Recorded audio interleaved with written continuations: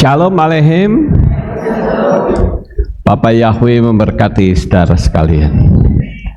Pada pagi hari ini kita akan bersama-sama merenungkan firman Tuhan yang saya beri tema orang Samaria yang baik hati. Dari apa yang kita akan renungkan, di situ kami dapat pelajaran yang cukup baik, saudara-saudara, yang ada di dalamnya. Nah, alangkah baiknya kalau kita baca rame-rame ya. Lukas 10 ayat 30 sampai 37. Yang bawa kitab suci bisa dibuka kitab sucinya. Kita akan baca secara berselang-seling. Kalau saudara tidak membawa kitab suci yang pakai kertas, saudara bisa membuka melalui HP ya. Seperti saya sekarang tidak pakai kitab suci yang kertas, saudara, karena bukanya kelamaan dan susah. Jadi saya lebih enak kalau saya membuka pakai HP. Kalau saudara siap, saudara bisa membuka via HP. Kita mulai ayat 30 itu saya, dan 31 saudara, dan membaca dengan kompak. Dan sambil menanggapi, Yesua berkata, ada seorang pria yang turun dari Yerusalem ke Yeriko, dan dia jatuh ke tangan para penyamun. Dan setelah melujutinya, bahkan setelah melontarkan pukulan-pukulan, mereka pergi meninggalkannya dengan menderita setengah mati.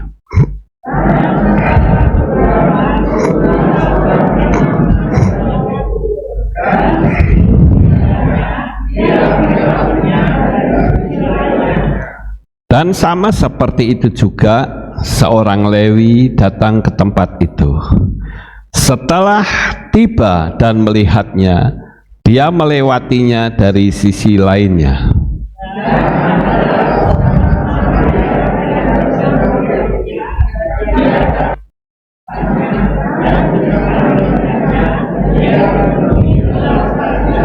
Dan setelah menghampiri, dia membalut luka-lukanya dengan menyiramkan minyak dan anggur. Dan setelah menaikkan orang itu ke atas hewan tunggangannya, dia membawa ke sebuah penginapan dan merawatnya.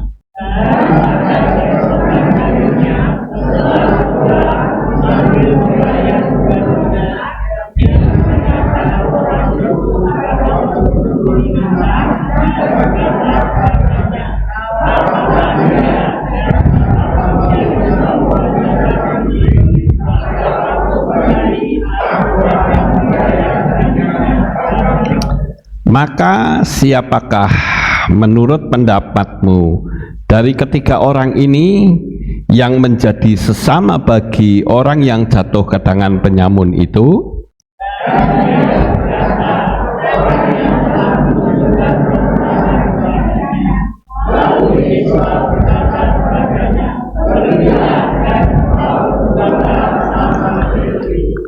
Amin buat firman Tuhan.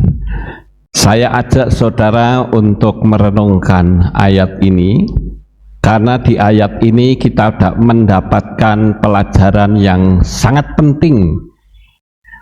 Karena kita tidak cuman membaca.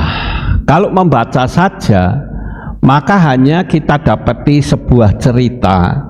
Ada seorang yang dipukuli oleh perampok, oleh penyamun, dan ditolong oleh orang Samaria. Selesai sampai di situ saja, saudara. Tetapi kita akan merenungkan baik-baik tentang apa yang terjadi dan bagaimana kita menyikapi firman Tuhan ini. Kita akan mulai, saudara. Kita ambil contoh siapa yang berperan dalam kisah ini. Ada 4. Yang pertama itu para penyamun, yang kedua ada imam, yang ketiga ada Lewi, dan yang keempat ada orang Samaria. Inilah yang jadi bintang cerita kita. Ya. Lalu apa yang terjadi tentang kisah ini? Saya yakin anak sekolah minggu juga sudah mengetahuinya. Dan saya anggap saudara sudah hafal. Jadi tidak perlu kita hafalkan, kita langsung ke ceritanya, saudara. Yang pertama kita melihat yang turun dari Yerusalem ke Yeriko dari ketinggian 754 mdpl ke 244 mdpl. Jadi secara geografis sudah benar, tidak seperti Injil Barnabas. Saya mau tanya, siapa kita yang pernah dengar atau pernah melihat atau punya Injil Barnabas, saudara? Angkat tangan. Ya, cuma satu kocokan saja. Yang lain bagaimana, saudara? Injil Barnabas, ya memang tidak layak kita memilikinya. Paling tidak kita bisa mempelajari. Begini, saudara, Injil Barnabas itu adalah Injil yang dicetak untuk menggulingkan iman Nasrani. Ya. Nah, Injil Barnabas ini sebetulnya memiliki banyak kekeliruan. Kalau kita tidak mempelajari, saya keluar dulu ya saudara dari kisah ini untuk membandingkan, karena ada tulisan dari Yerusalem ke Yeriko.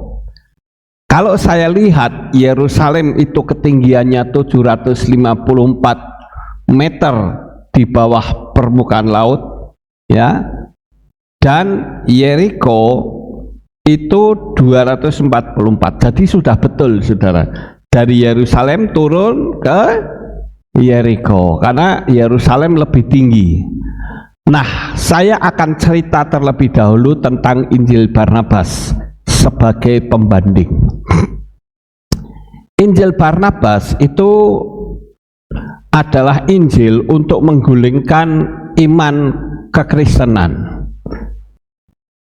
yang katanya itu mengarah, saya tunjukkan gambarnya saja ya, terjemahan Injil Barnabas, ya, Injil yang membenarkan kerasulan Muhammad. Kalau saudara itu jarang membaca kitab suci, kita akan manggut-manggut benar yang dinubuatkan oleh Injil Barnabas, bahwa Muhammad itu memang rasul nabi yang terakhir. Ayo kita pindah saja, pindah iman, begitu. Tapi kalau orang yang membaca atau banyak membaca, kita akan tertawa, saudara, bahwa Injil Barnabas itu sebetulnya adalah Injil palsu, ya. Nah, saya akan tunjukkan kesalahan Injil Barnabas. Kesalahannya adalah Injil Barnabas ini diterjemahkan oleh orang Muslim Aragon di Istanbul bernama Mustafa de Aranda. Jadi yang menerjemahkan itu orang Muslim, saudara. Ya, kalau yang terjemahkan orang Muslim pasti akan diarahkan kepada Muhammad. Tapi kalau kita memiliki pengetahuan, kita akan tertawa terbahak-bahak, saudara. Betapa botolnya orang yang mempercayai Injil Barnabas sebagai Injil palsu. Ya, saya harus ngomong begini karena dia mengusik iman kita melalui Injil Barnabas, katanya. Tapi sekali lagi Injil Barnabas itu punya kesalahan, mengingat Tadi yang kita renungkan adalah dari Yerusalem ke Yeriko.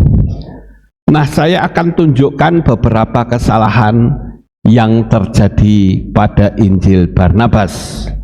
Yang pertama itu kesalahan geografis.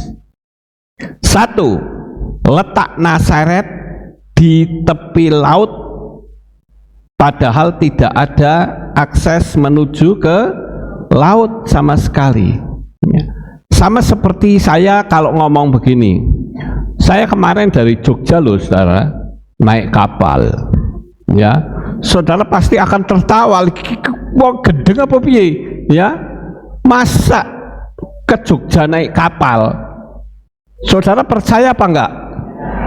Ya kalau orang Jawa bisa percaya saudara, kapal itu kaki itu loh, ya naik kapal sampai kapalan, ya. Tapi sebetulnya kalau dikatakan pergi ke Jogja naik kapal, ya mustahil saudara, wong enggak ada laut di Magelang.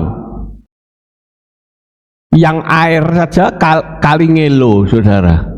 Lah Kalingelo apa sampai Jogja? Kan tidak saudara, kan lucu gitu loh. Nah, saya ingin memberi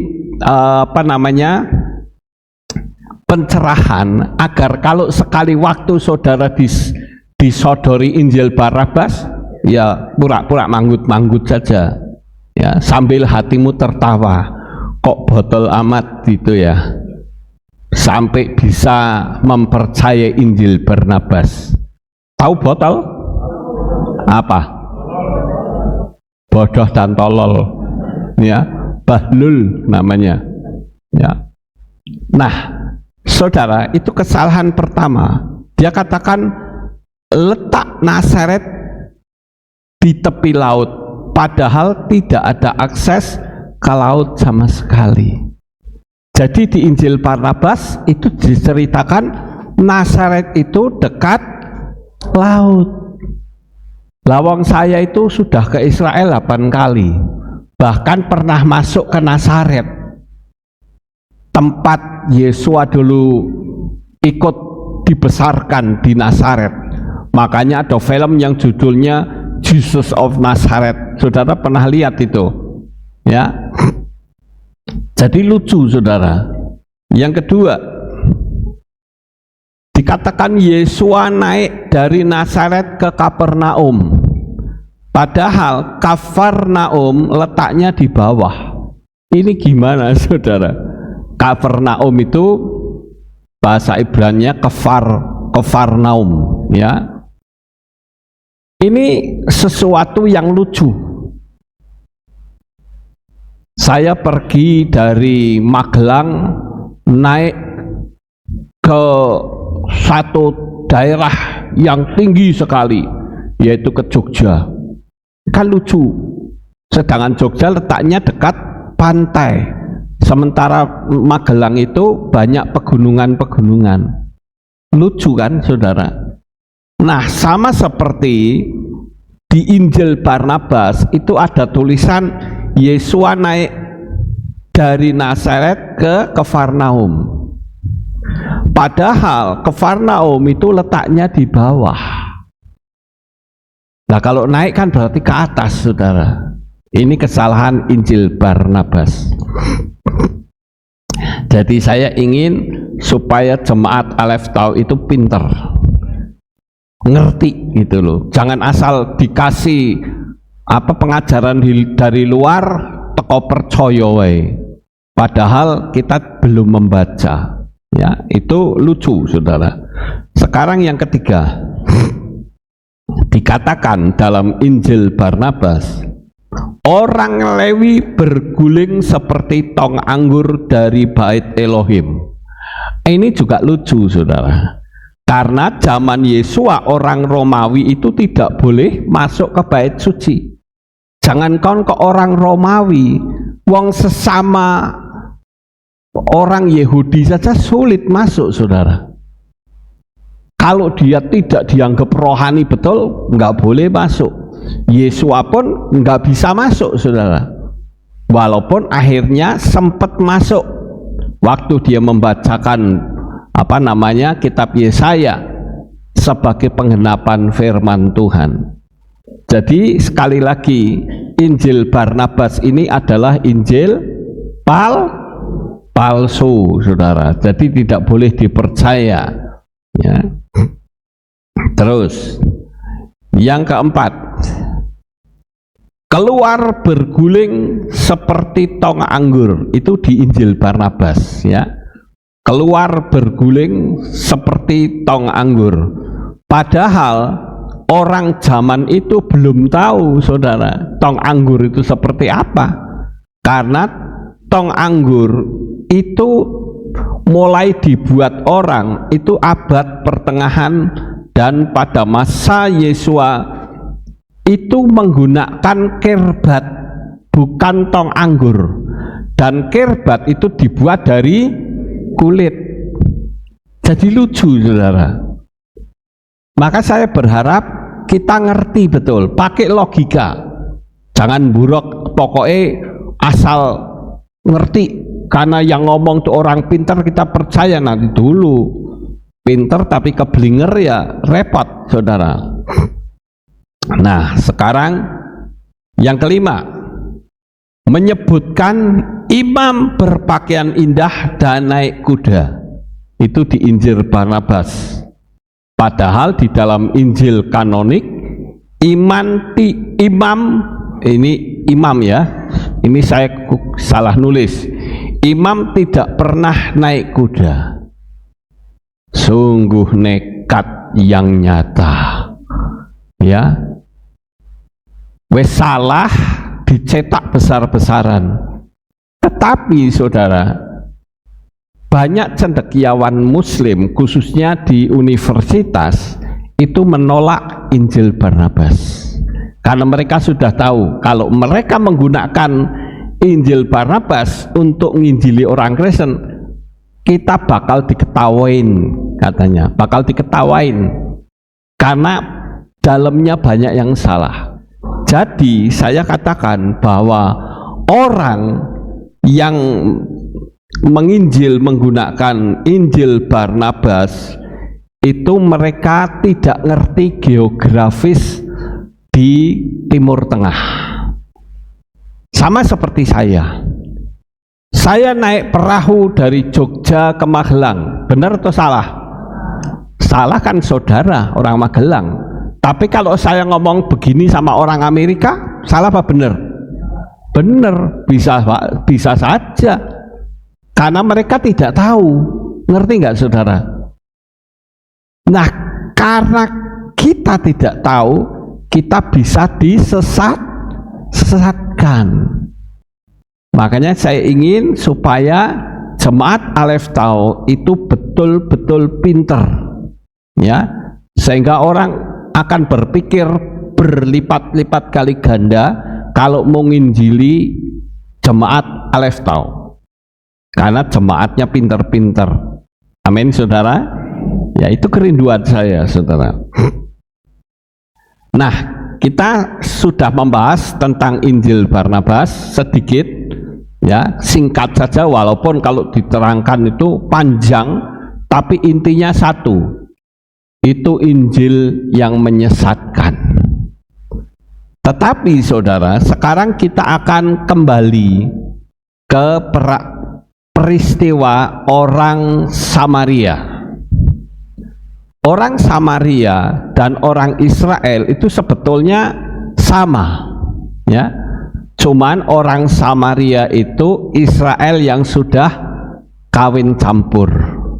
Saudara tahu, ya, sudah kawin campur. Dan orang Israel itu mempercayai berkat itu datangnya dari berkat Yerusalem. Sedangkan orang Israel itu mempercayai berkat itu dari Gunung Arbel.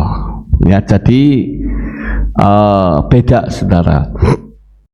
Tetapi kita akan bahas tentang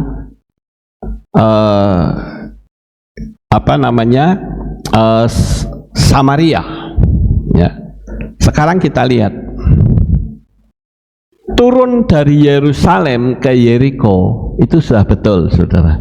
Itu memiliki gambaran kalau iman percaya kita mengalami penurunan, akan jatuh ke tangan para penyamun. Nah, penyamun ini sebagai gambaran setan-setan. Kata para penyamun itu bukan satu, tapi banyak.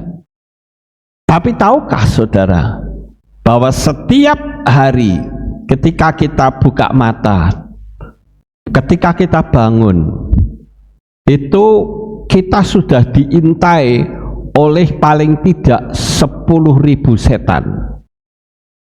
Dia tidak akan melupakan apa saja yang kita lakukan. Jadi ada jejak digitalnya, kira-kira begitu, saudara.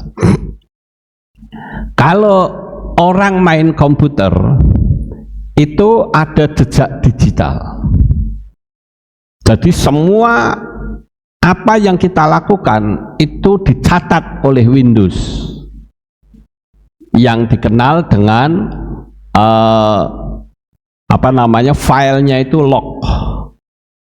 Jadi kalau lognya banyak itu bisa lelet. Jadi saya menganjurkan kalau saudara main komputer masuk ke file log dan dihapus semua filenya, karena file log itu sebetulnya adalah file untuk menunjukkan jejak digital kita kemana. Nah, itu supaya tidak lelet. Begitu juga kita melihat para penyamun ini, saudara. Para penyamun itu sudah mengintai kita. Saya kalau hari Minggu pukul 5 mesti saya bangun jam 3 atau setengah 4. Saya bangun jam 3, saya teliti ulang materi saya. Tapi saya agak heran tadi, saudara, ketika saya sedang meneliti, saya tergerak untuk membuka TikTok. Ternyata di TikTok masih ada yang live. Itu kan masanya orang tidur, saudara. Betul nggak itu? Masanya orang tidur. Kok live, saudara? Live-nya mending kalau pengetahuan ya, seperti Edis TV segala itu. Tapi live-nya itu adalah cuman orang tiduran. Loh, buat apa, saudara? Ya, lo kan buang-buang waktu. Apakah tujuannya orang tiduran sambil geleng sana geleng sini supaya disawer orang? Saya juga nggak tahu. Tapi yang jelas orang ini membuang-buang waktu di masa waktu yang sangat penting. Paling tidak pakailah untuk meditasi. Karena jam-jam segitu itu kekuatan alam supranatural itu masih kuat, saudara. Jadi saya tadi sedikit heran. Iki wong iki sakjane iki meh apa, saudara? Saya perhatikan dia enggak ngomong, enggak memberitahu sedang melakukan apa, cuman tiduran saja, saudara. Sambil live loh, kan buang-buang waktu sia-sia. Saya berharap saudara yang kekasih agar iman itu tidak turun, saudara. Karena kata turun dari Yerusalem ke Yeriko itu menjadi gambaran kalau iman kita mengalami penurunan. Maka jangan heran kalau banyak orang-orang yang percaya kepada Yesua dan percaya kepada Yahweh masih bisa dihancurkan. Orang yang sudah percaya Bapa Yahweh dan Yesua, hati-hati, saudara. Kalau saudara tidak kenceng pegangannya kepada kitab suci, kepleset. Banyak sekali orang-orang yang tadinya mati-matian, kuat-kuatan luar biasa memanggil nama Yahweh dan Yesua. Tapi tiba-tiba dia ngomong, Yahweh itu tidak boleh disebut karena terlalu kudus. Jadi dia sebut dengan Hashem. Terus saya tanya, kalau Yahweh tidak disebut karena terlalu kudus, berarti Yesua nggak kudus dong? Karena disebut, betul nggak saudara? Jadi kita itu harus ngerti, jangan asal ya dumeh yang ngomong, orang yang pinter, yang punya titel, sehingga saudara melupakan perintah utamanya, disuruh memanggil nama Bapa Yahweh. Kemarin ada orang yang coba untuk mendebat saya mengatakan, coba sekarang ini zaman logika, zaman informasi. Kamu kan orang pinter, coba buka itu di website ya, Allah itu siapa?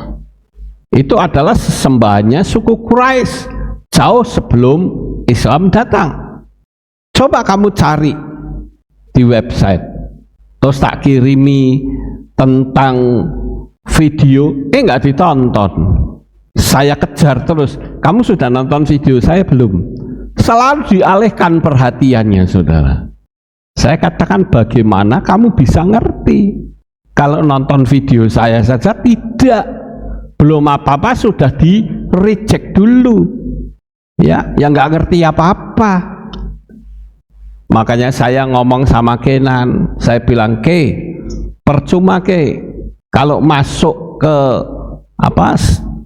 live-nya orang Kristen, percuma. Kamu mau nerangke apapun, mereka nggak bisa terima. Paling mereka cuma ngomong, kamu kok pinter ya, umur 9 sudah bisa. Tapi sebetulnya dia nggak ngerti apa-apa. Angka gematria ya tidak tahu. Banyak hal yang tidak tahu. Makanya kita yang sudah mengerti, jangan ikut-ikutan. Amin, saudara. Jangan melihat titel orang deh. Saya bahkan mengatakan orang bisa punya titel itu karena apa? Bikin artikel, cuman itu aja. Coba kalau sekolah teologi ya, kalau mau dapat titel STH gitu kan mesti suruh bikin artikel. Betul nggak saudara? Yang sekolah teologi ya, disuruh bikin artikel. Kalau lulus ya berarti dapat titel 1. Nanti sekolah lagi berapa tahun, bikin supaya dapat titel lagi, supaya dapat bikin lagi artikel. Dan cuman kayak ngono kok ya. Saya katakan bahwa kita itu tidak butuh perhatian manusia, tapi perhatian Tuhan. Kemarin ada yang WA saya, pertanyaannya gini, Pak Lukas ikut Asosiasi Pendeta Indonesia? Tidak. Saya nggak butuh, ya, tidak butuh pengakuan manusia. Apakah saya perlu dapat pengakuan saya ini pendeta? Nggak perlu. Bagi saya title pendeta dan bukan sami mawon. Bahkan mungkin jemaat lebih pintar dari pendetanya karena banyak belajar. Paham nggak saudara? Ya. Jadi saya ingin agar iman kita tidak menurun. Kemarin juga saya sudah ceritakan bagaimana cara menanam pohon korma. Ditindihi batu itu akar terus ke dalam, saudara. Jadi kalau akarnya kuat, ke atasnya sekalipun ada angin nggak tumbang, saudara. Karena akarnya menjadi kuat. Jadi sekali lagi, kalau iman kita menurun, berarti kita akan didatangi para penyamun. Ingat itu saudara. Dan ini bukan bicara soal agama. Tapi ini bicara soal keselamatan kita. Jangan sampai kalau Tuhan panggil ternyata kita nggak selamat. Waktunya sudah tidak lama. Dikatakan setelah melucuti, bahkan setelah melontarkan pukulan-pukulan, mereka pergi meninggalkannya dan menderita setengah mati. Perhatikan urutannya, saudara. Yang pertama dilucuti dulu, agar kita tidak bisa berbuat apa-apa. Yang namanya dilucuti itu artinya senjata yang kita miliki dipreteli, saudara. Kita nggak punya senjata apa-apa. Setelah dilucuti, kemudian apa? Melontarkan pukulan-pukulan. Pukulan-pukulan itu banyak modelnya, saudara. Ada yang dipukul secara fisik, tetapi ada yang dipukul secara mental. Banyak sekali orang-orang percaya di akhir zaman ini selalu mengatakan begini, dunia kok tidak adil. Saya yang mati-matian mempertahankan iman, setia ibadah, kok saya mengalami banyak masalah. Saya katakan, selama pikiranmu masih negatif, maka masalah itu akan berat bagi saudara. Tapi kalau pikiranmu positif, maka datang berapapun masalah, dia dapat dikalahkan. Saudara yang terkasih, untuk bisa menghancurkan setiap beban, setiap masalah itu ada di pikiran kita. Kalau pikiran kita itu sudah keluar dari jalur kebenaran firman Tuhan, selalu negatif saja yang dipikir. Kita belajar untuk berpikir hal-hal yang positif. Orang namanya belajar itu tidak gampang, saudara. Tetapi ayo kita belajar untuk berpikir positif, ya. Kemudian setelah melucuti, melontarkan pukulan-pukulan dan pergi meninggalkannya, ditinggal begitu aja. Tujuannya apa? Supaya dipermalukan. Seperti Simpson, saudara. Simpson itu kan hebatnya luar biasa. Tapi setelah matanya dibutakan, pekerjaannya menggiling, ada pekerjaan lain lagi sebagai apa? Menjadi bahan lelucon. Nanti. Jadi badut, saudara. Dipermalukan akhirnya. Lah tujuan setan itu adalah meninggalkannya supaya dipermalukan. Nanti kan orang bilang, wah katanya orang beriman. Lah orang beriman kok ternyata begitu. Ternyata kalah melulu.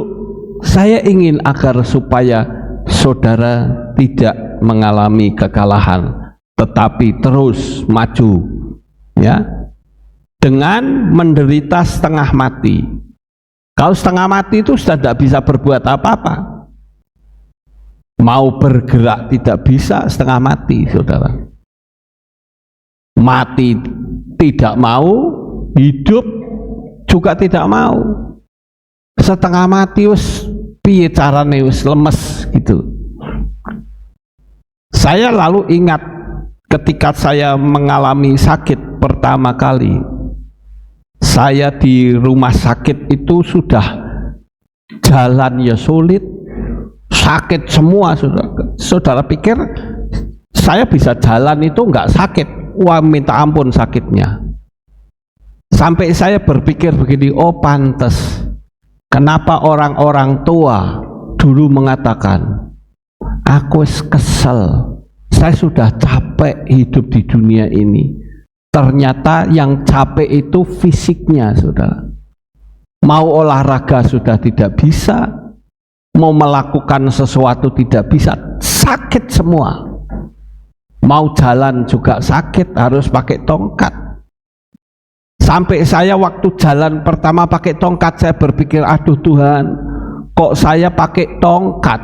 Masa mau seperti ini terus? Tapi saya hanya bisa mensyukuri kepada Tuhan, karena otak saya, pikiran saya tidak lost memory. Saya berpikir, aduh Tuhan, kalau lost memory bagaimana? Saya nggak bisa khotbah lagi. Itu yang saya syukuri, saudara. Tapi lama-kelamaan berangsur-angsur pulih. Walaupun belum 100% pulih, ya, kalau buat naik tangga masih agak sedikit sakit. Ya. Tapi saya sudah bersyukur, saudara. Sudah bisa jalan. Bahkan olahraga jalan pagi sampai bisa 7 km jalannya. Itu kan satu anugerah yang luar biasa. Tapi kalau saat sudah setan meninggalkan kita dengan pukulan mautnya, kita ditinggal setengah mati, nggak bisa berbuat apa-apa. Lalu tinggal mulut kita berkata, hidup ini tidak adil. Hidup ini ternyata hukum terasa terbalik. Itu persis seperti zamannya Hosea kalau tidak salah, ya, atau Hagai. Itu kecewa berat, saudara, karena hukum terasa terbalik. Orang yang kafir, yang anti sama Tuhan itu gemuk-gemuk, mereka kaya-kaya, sementara orang yang mengikut Bapa Yahweh banyak mengalami masalah dan penderitaan. Tapi Nabi itu akhirnya mengakui bahwa semua ada dalam rencananya yang ajaib, sehingga mengalami pemulihan. Jadi perhatikan urutan-urutannya, saudara. Kita akan lihat lebih dalam lagi. Sekarang imam, peran imam. Apa sebetulnya tugas imam itu? Tugas imam adalah memimpin ibadah, memberi nasihat dan mengajar, menjaga komunitas rohani. Tetapi lewat saja saat melihat orang Samaria itu, oh bukan orang Samaria, itu salah nulis, saudara. Melihat orang yang dipukuli itu, orang yang dihajar oleh perampok. Mungkin orang atau imam ini punya alasan, saudara. Alasannya, oh ini sudah waktunya, sudah nggak sempat nolong. Bisa saja punya alasan begitu. Tetapi bisakah kita meluangkan waktu bareng sejenak untuk peduli dengan orang yang dirampok itu? Mereka sudah menderita. Saudaraku yang terkasih, jangan karena tugas sehingga melalaikan yang seharusnya. Apalagi seorang imam. Seorang imam itu dia bukan cuma memimpin ibadah, memberi nasihat, mengajar, tetapi juga menjaga komunitas. Bukankah kalau dia memberikan pertolongan, paling tidak ada simpatik dari orang itu? Jangan sampai melihat orang dalam penderitaan kita acuh, saudara. Mungkin ada orang di sekitar kita yang saat ini sedang mengalami penderitaan, yang saat ini sedang mengatakan, aduh Tuhan, apa yang harus saya lakukan? Ya, jadi imam-imam ini itu nggak masuk akal, saudara. Wong tugasnya juga nolongin orang, kok sekarang Menolong orang nggak mau atau melewati begitu saja, kan lucu. Ya, ini berarti tereliminasi oleh Tuhan. Ya. Datanglah seorang Lewi. Nah, ini dia Lewi. Sekarang kita perlu tahu Lewi itu tugasnya apa. Lewi itu adalah asisten Kohanim atau imam, keimaman, seperti membersihkan, mengatur, membantu ritual keagamaan. Mereka juga mengajar Torah, guru, penyanyi dalam ibadah, dan orang Lewi menurut tradisi Yahudi itu orang yang terhormat, juga sama melewati dan tidak peduli.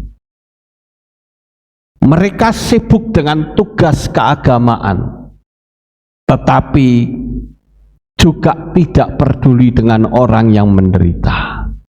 Coba saudara pikir, bukankah seharusnya dia memberikan pertolongan? Bukankah seharusnya dia tahu bagaimana menderitanya orang yang ada di depan kita, yang sudah dipukuli? Jangan sampai kita menghakimi. Kenapa kok kamu menderita? Pasti kamu berdosa. Jangan sampai kita menghakimi begitu. Karena kita tahu bahwa orang bisa saja mengalami penderitaan itu banyak hal. Apakah mungkin orang tersebut lalai atau apa? Bisa saja terjadi. Tetapi baik orang Lewi maupun imam, dalam cerita ini intinya cuma satu, yaitu peduli dengan orang lain. Apakah benar kita peduli dengan orang lain? Ini yang terpenting, saudara. Kita melihat cerita orang kaya dan Lazarus yang miskin, itu juga intinya satu, peduli dengan orang lain. Kalau kita sudah diperdulikan Tuhan, masa kita tidak peduli sama orang lain? Kalau masalah berkat, nanti Tuhan yang ngasih berkat. Ini penting sekali, saudara, ya. Terus kita lanjut. Datanglah seorang Samaria. Dia apa? Sedang dalam perjalanan. Tergeraklah hatinya dengan belas kasihan. Dan orang Samaria ini gambaran dari Yesua sendiri, ya, dari Yesua yang berbelas kasihan. Tadi saya katakan orang Samaria dan orang Israel itu berbeda, saudara. Kalau orang Israel itu keturunan dari perempuan, itu masih masuk Israel. Misalnya orang Israel itu perempuan kawin sama orang Indonesia misalnya, maka keturunannya masih diakui sebagai orang Yahudi. Tapi berbeda dengan orang Samaria. Orang Samaria itu garisnya adalah dari ayah. Kalau ayahnya Yahudi, masih Yahudi. Kalau perempuannya orang Indonesia, dia bukan keturunan Yahudi.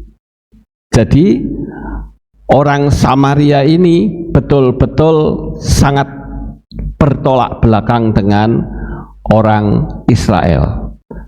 Dan biasanya orang Samaria itu pada zaman Yesua itu seringkali dilecehkan, saudara. Tetapi Yesua sering menjadikan orang Samaria sebagai lakon, sebagai lakonnya, saudara. Nah, sekarang coba saudara perhatikan, ya. Saudara perhatikan apa yang dilakukan oleh orang Samaria ini. Perhatikan baik-baik. Dia membalut lukanya, menyirami dengan minyak dan anggur, menaikkan kekeledainya, membawa ke tempat penginapan, ya, dan merawatnya. Dia menitipkan pada seorang pengurus hotel atau penginapan tersebut untuk merawat dan memberi 2 dinar. Coba saudara perhatikan, kenapa orang Samaria ini memberi 2 dinar? Kenapa tidak 1 dinar saja? Atau 4 dinar saja? Atau 3 dinar? Tapi 2 dinar. Sebetulnya kalau kita mau membaca dengan pola pikir Ibrani, itu sebetulnya ada kode tertentu. Kenapa harus 2 dinar? Tapi yang terpenting kita melihat, ya, luka-lukanya itu dibalut. Yesua membalut luka. Sama seperti kita. Mungkin ada yang saat ini sedang luka hatinya, yang saat ini sedang kecewa. Saudara harus bisa membalut. Makanya saya katakan, ayo kalau ada tamu, orang baru, deketi saudara. Bisa nggak kira-kira kehilat kita didatangi para pelacur misalnya? Bisa saja. Tapi apakah orang-orang yang dikenal seperti itu kita akan singkirkan? Tentu tidak, saudara. Kita tolong mereka, kita support mereka. Kita bisa katakan seberapapun dosanya, tetapi kalau kita percaya kepada Yesua, dosamu dihapus sama sekali oleh Yesua. Dikatakan seperti kabut diterbangkan angin. Bayangkan saudara, perampok yang ada di kayu salib saja mendapatkan pengampunan dari Yesua. Dia belum sempat dibaptis, dia belum sempat memberikan persembahan, dia belum sempat pelayanan, dia belum sempat belajar, tapi Yesua menyelamatkan mereka.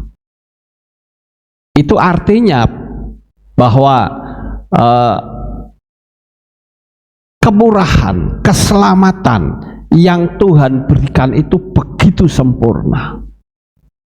Saat menit-menit terakhir boleh dibilang orang ini bertobat, kan ada Injil yang mengatakan dua-duanya menghujat, tapi Injil yang satunya lagi mengatakan yang satu bertobat, yang satu tidak. Yang betul yang mana? Dua-duanya betul.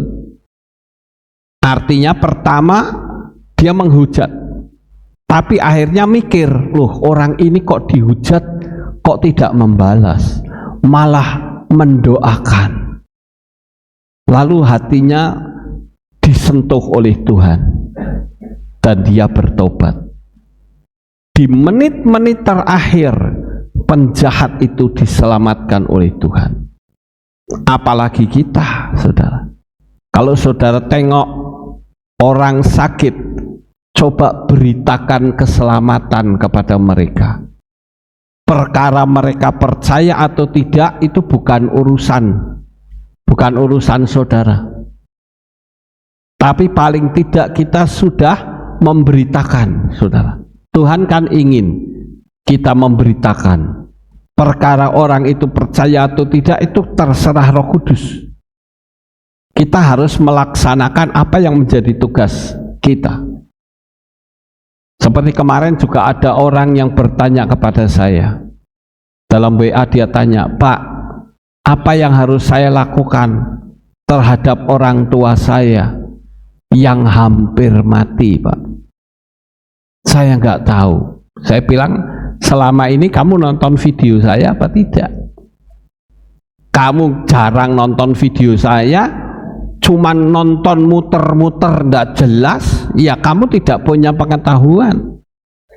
Saya katakan, coba kamu nonton video saya, cari yang judulnya Upaya Penyelamatan Terakhir. Itu saya sengaja khotbahkan menghadapi orang-orang yang menjelang kematian. Coba bagaimana caranya? Di situ saya bicara panjang lebar. Saya sulit mencarinya. Oke, saya berikan linknya. Jadi seperti itu, saudara. Bagaimana orang bisa mengerti keselamatan kalau kita belajar atau tidak? Ya. Nah, saudara perhatikan. Di sini orang Samaria itu memberi 2 dinar. Sekarang perhatikan baik-baik. Menurut kitab suci, upah sehari itu berapa, saudara? Halo? 1 dinar. Ya, 1 dinar. Upah 1 hari. Berarti dia ngasih 2 dinar, artinya upah 2 hari. Perhatikan baik-baik. Ini sebuah kode rahasia yang tidak banyak orang yang tahu. Orang Samaria ini itu simbolnya siapa, saudara? Simbolnya Yesua. Amin. Ya, saudara pastikan dulu itu simbolnya Yesua yang berbelas kasihan. Dan pada waktu itu dia meninggalkan 2 dinar, kemudian dia pergi. Dia memberi pesan bagaimana? Setelah aku kembali, aku akan bayar kurangnya. Yang kita pikirkan adalah kenapa 2 dinar? Sedangkan upah orang 1 hari itu 1 dinar. Berarti 2 dinar itu 2 hari.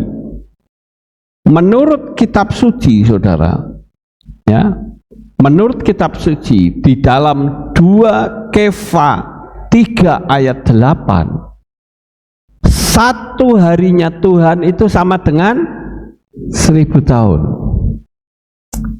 2 hari berarti berapa tahun? 2000 tahun.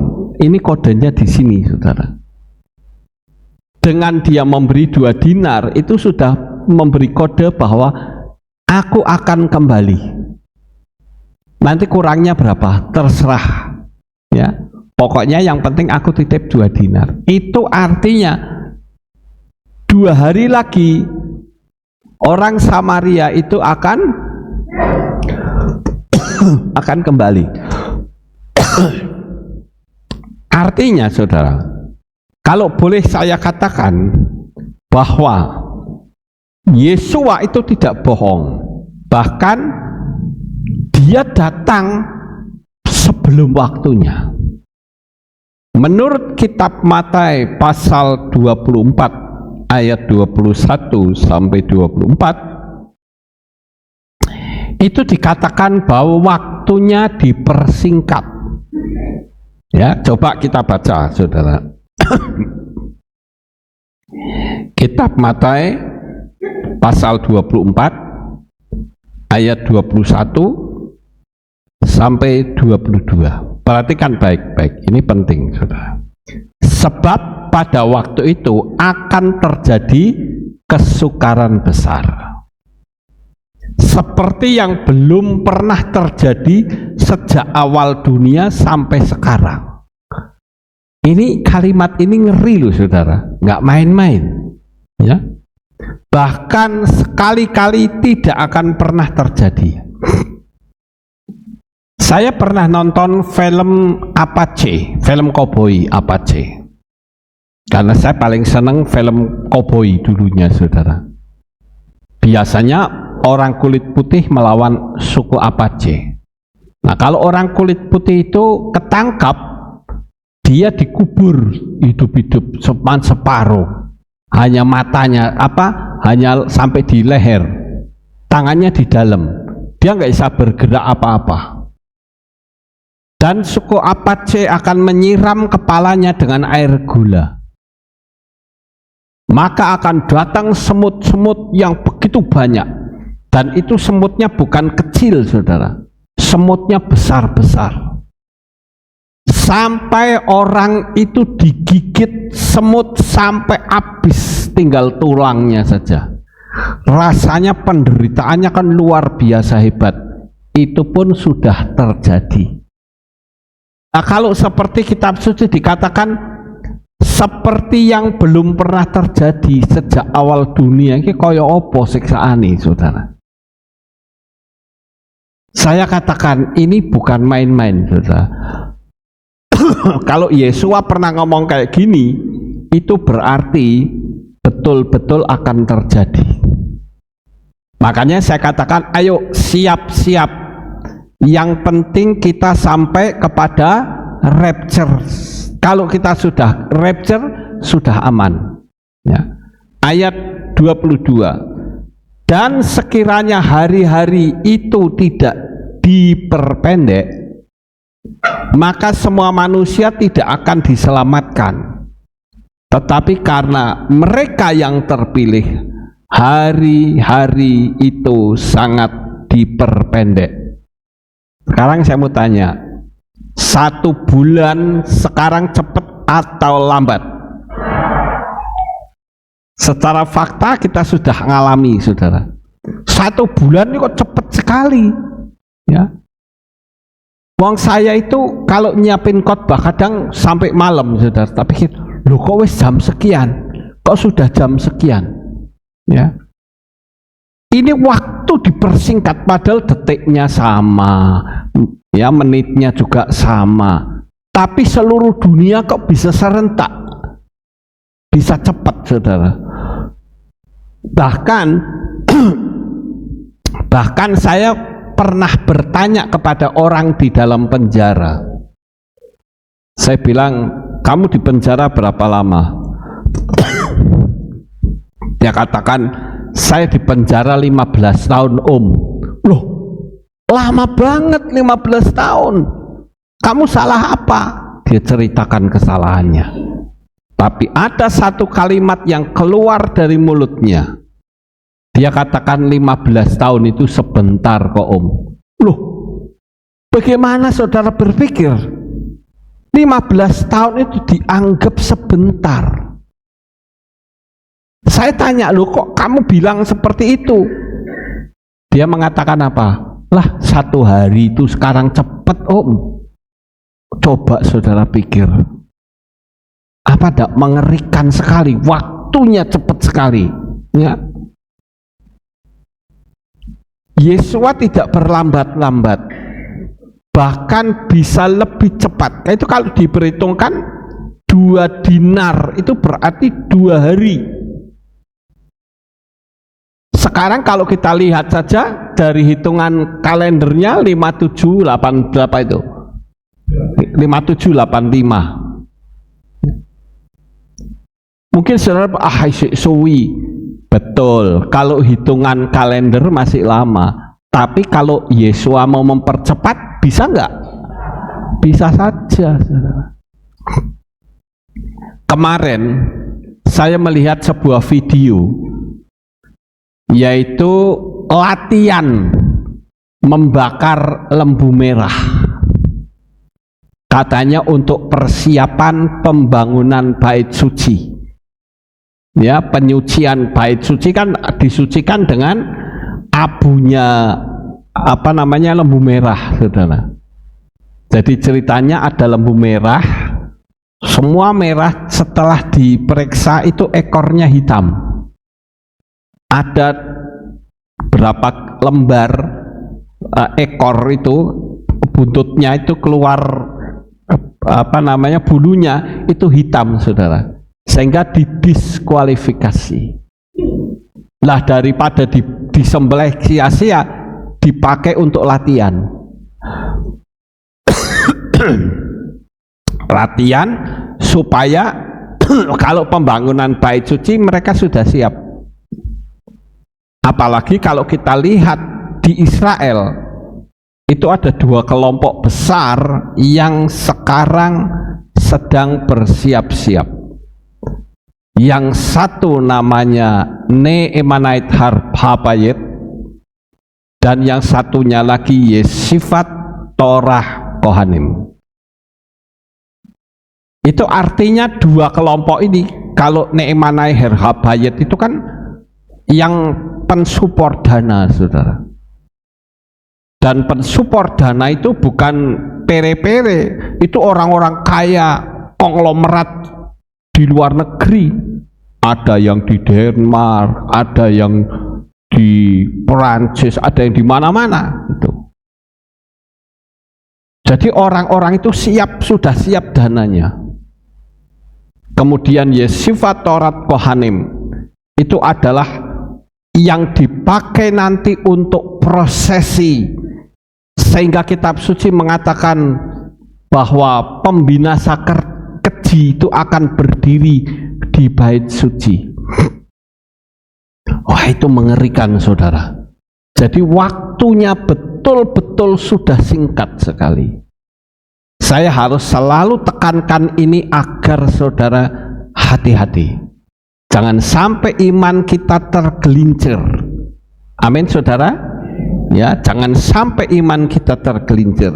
Kalau sekali iman kita tergelincir, selesai sudah. Sekarang, saudara, kita akan lihat kesimpulannya. Kesimpulannya, pertama, jadilah seperti orang Samaria sebagai gambaran Yesua, yaitu mudah berbelas kasihan, menghampiri tanpa diminta. Di situ ada kalimat, ketika belas kasihan ketemu keadilan, jadi apa? Jadi mujizat, saudara. Belas kasihan dengan keadilan disatukan, itu akan membentuk mujizat. Ya. Sekarang ini kita melihat negara Indonesia sedang tidak baik-baik saja. Kita harus lebih hati-hati, lebih sungguh-sungguh agar supaya kita tidak mengalami ketinggalan, saudara. Kalau selama ini kita pernah dengar kata Konoha, pernah dengar, saudara? Ya, saudara tahu nggak Konoha itu apa? Ya, saya juga sempat mikir, saudara. Kan saya mikir Konoha itu apa yo? Kok suaranya kok seperti Jepang, tapi bukan Jepang. Ya, Konoha itu apa? Akhirnya saya tahu, saudara. Konoha itu sebetulnya adalah singkatan dari Kingdom of Nepotism, Oligarchy, and Hidden Ambition, yang berarti kerajaan nepotisme, oligarki, dan ambisi tersembunyi. Itulah arti dari Konoha. Ya. Jadi apa yang selama ini menjadi pemikiran kita? Oh, pokoknya banyak orang mengatakan Konoha, Konoha, tapi tidak pernah menerangkan Konoha itu apa sebetulnya. Nah, ini saya kasih tahu, Konoha itu singkatan dari Kingdom of apa? Nepotism, ya, Kingdom of Nepotism, Oligarchy, and Hidden Ambition. Ya. Jadi orang sudah tidak lagi memikirkan orang lain, yang penting memikir diri sendiri, bagaimana caranya bisa kaya. Bila perlu orang lain kita singkirkan, kita tindas, yang penting aku kaya. Ini Konoha, saudara. Jadi kalau kita ingin tahu, kita bisa mencari, ya, apa itu Konoha. Nah, sekarang saya kasih tahu bahwa negara Indonesia tidak sedang baik-baik saja. Jadi kita perlu sebagai orang percaya berdoa sungguh-sungguh agar Indonesia mengalami pemulihan dan nama Yahweh semakin diperluas. Ya. Kemudian yang selanjutnya, yang kedua, kesimpulan yang kedua yaitu jangan main-main dengan kehidupan ini. Jika imannya menurun, pasti kita akan jatuh. Nah, itu perlu, saudara. Jika iman kita menurun, pasti akan jatuh. Jadi usahakan bagaimana caranya setia beribadah, setia dengan sungguh-sungguh kepada Tuhan. Yang tadinya ada kekurangan, usahakan diminimalize kekurangannya. Misalnya yang dulunya itu masih suka merokok, ya diilangi. Suka main judi, ya diilangi. Ya, suka mukul, ya diilangi. Begitu, saudara. Ya, supaya kita berkenan di hadapan Tuhan. Dan yang terakhir sekarang, waktunya dipersingkat. Jadi bisa saja Yesua datang lebih cepat dari yang bisa kita pikirkan. Apa yang Rasul Paulus katakan kepada jemaat di Efesus, yaitu Efesus pasal 5 ayat 16, dikatakan, tebuslah waktu karena hari-hari ini jahat. Menebus waktu, saudara. Yang biasanya datang telat-telat, usahakan untuk tidak telat. Saya dari sejak pertama bertobat sampai hari ini, saya usahakan untuk ibadah tidak telat. Bahkan 1 jam di muka saya sudah duduk di belakang. Kalau enggak percaya, tanya sama orang yang datangnya duluan, ya. Pasti sudah ketemu saya. 1 jam di muka saya duduk di belakang. Sambil saya mengamati apa yang sedang terjadi, mungkin ada berita-berita atau mungkin ada materi yang perlu saya ulang kembali, saya pelajari lagi. Seperti itu, saudara. Sehingga waktu yang sekarang cepat itu, kita bisa betul-betul ada tinggal di dalam kasih Bapa Yahweh. Karena doa saya setiap hari tidak lain adalah, Tuhan bentengi jemaat-Mu, lindungi mereka, baik keluarga mereka, baik usaha mereka, apapun di segala sektor, soal kesehatan mereka, Tuhan tolong lindungi. Itu doa saya, saudara, agar supaya mereka yang tiap hari beribadah di tempat ini, betul-betul saudara diberkati oleh Tuhan. Ya, karena saya ingin agar saudara hidup di dalam kesejahteraan. Ya, karena kita tinggal di dalam kasih Bapa, kita pasti akan sejahtera. Sekali lagi saya katakan, waktunya sudah sangat singkat. Lebih baik kita sungguh-sungguh dengan Tuhan daripada ketinggalan, saudara. Kalau ketinggalan, saya katakan sekali lagi, itu sak sengsara nih manusia, saudara. Karena itu dikatakan the great tribulation. Bukan tribulation tok, tapi the great, ada kata the great. Itu berarti ada kesusahan besar. Sekarang di mana-mana orang berpikir, aku tak tinggal di kota saja aman. Kota kena angin, saudara, kena banjir. Tinggal di gunung ada tanah longsor. Tinggal dekat pantai katanya indah, ada tsunami. Dicegat di mana-mana. Mungkin kita pergi ke tempat yang aman, ada gempa bumi. Enggak ada satupun yang aman kecuali di dalam tangan Tuhan. Ya, mari saudara, melalui cerita dari orang Samaria ini, kita bisa mengambil kesimpulan untuk kita lebih dekat kepada Tuhan. Amin buat firman Tuhan. Sukses besar untuk saudara. Mari kita berdoa. Bapa Yahweh, kami mengucapkan syukur dan terima kasih. Pada pagi ini kami bersama-sama telah mendengarkan firman-Mu. Biarlah Tuhan kami bisa memahami akan kode-kode yang telah Tuhan tunjukkan dari kitab suci, agar supaya kehidupan kami menjadi semakin berkenan di hadapan-Mu. Terima kasih Bapa Yahweh, di dalam nama Adonai Yeshua HaMashiach kami berdoa. Amin. Ada pengumuman? Shalom, Shalom.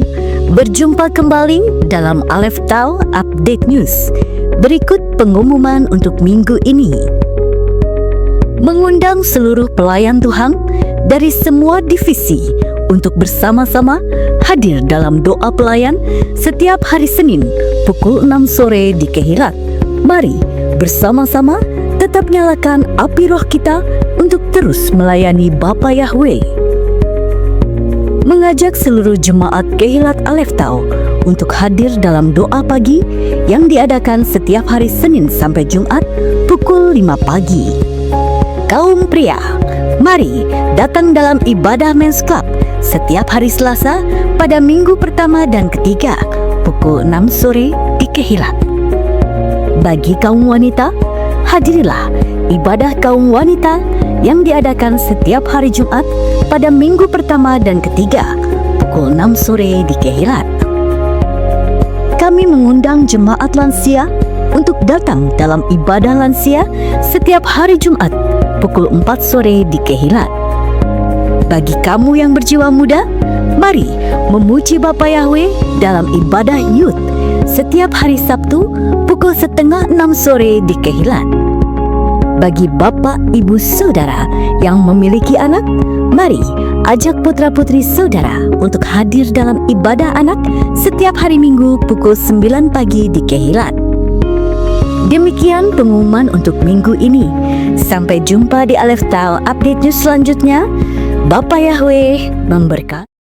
Pengumumannya. Kita akan akhiri kebaktian kita. Mari saudara kita bangkit berdiri, kita tutup dalam doa.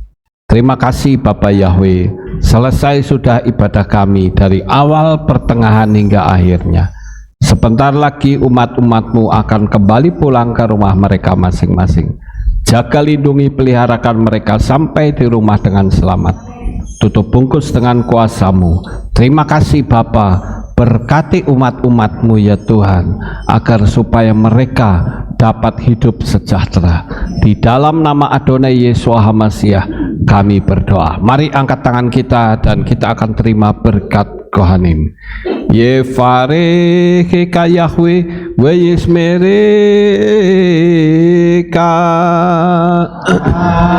Amin.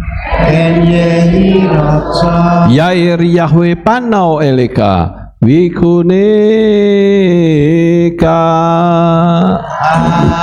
Amin.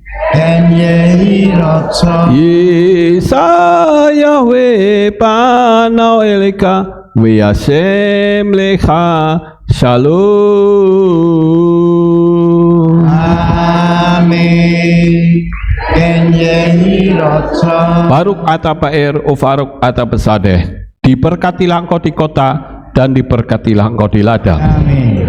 Baruk peripitneka ufri atmatka ufri faimtika shikar ala peka westerot suneka. Diberkatilah buah kandunganmu, diberkati hasil bumimu, hasil ternakmu, anak-anak lembumu dan anak dombamu. Amin. Baruk dan aka umis syarteka, diberkatilah bakulmu dan tempat adonanmu. Amin. Baruk ata bawaika ufaruk ata betseteka, diberkatilah engkau pada waktu masuk dan diberkatilah engkau pada waktu keluar. Amin. Baruk ata Yahweh Eloheinu melek haolam, besem Yeshua HaMashiach waroh hakodes, kile olam faed. Kami sudah berdoa dan mengucap syukur. Amin.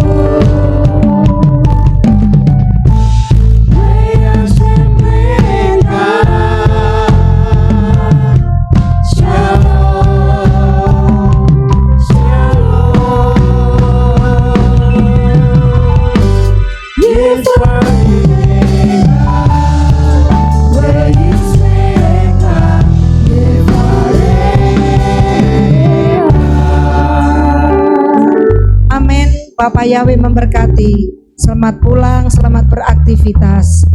Haleluya. Haleluya. Terpujilah Bapa Yahweh yang Maha Kuasa.